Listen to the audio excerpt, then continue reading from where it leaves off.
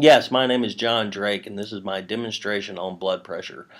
Blood pressure is the force of blood against the arterial walls as the heart contracts.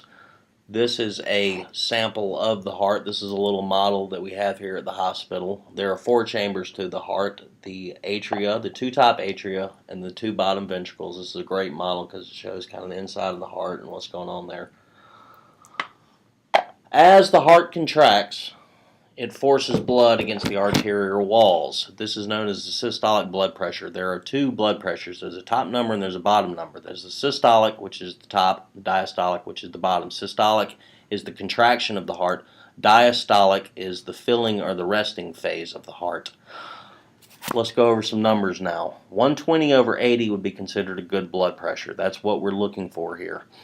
139/81 is called prehypertensive. This is when it's starting to get a little bit elevated and getting into dangerous territory. 140/90 is called hypertensive.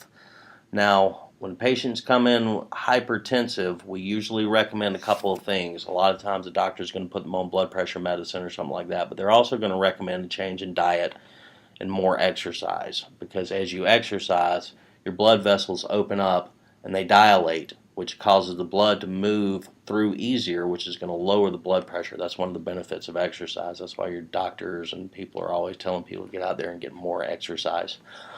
Okay, now I'm going to do a quick sample of a blood pressure. What we have here is a machine called a sphygmometer, and I have my stethoscope right here, and I have a volunteer who's going to help me out. This is a co-worker. I'm going to get his blood pressure real quick. What I'm going to do is I'm going to put this blood pressure cuff on his arm. I'm going to wrap it around right here. I'm going to put my stethoscope right here. You always want the cuff on the upper forearm.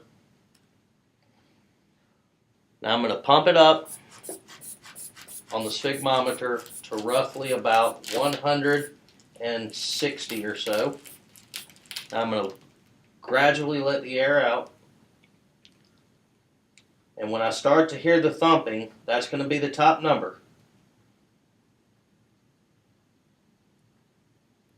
And when it stops thumping, that's going to be the diastolic, or the resting.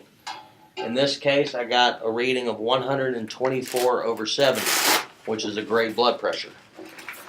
And that is pretty much it. That is my spiel on blood pressure. Everybody diet and exercise and take care of yourselves.